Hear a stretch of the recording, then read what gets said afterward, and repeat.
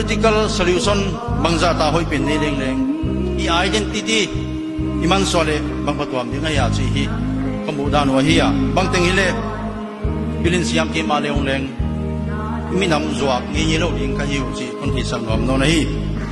aje taro gators anon nei teu aza kwama ka boy wai ke wa kuma peng pi kom ke wa boy na bol leng kom ke u si tan pha gamne namalia dingkip lenum tolong im ding ka hiu chi kon ti san nom no wa hi go gators te ka boy ke wa le civil hi na organization tuam te boy na di jong in vial dian piu la go ginom na on wangun la boy ma sang siam ina I political solution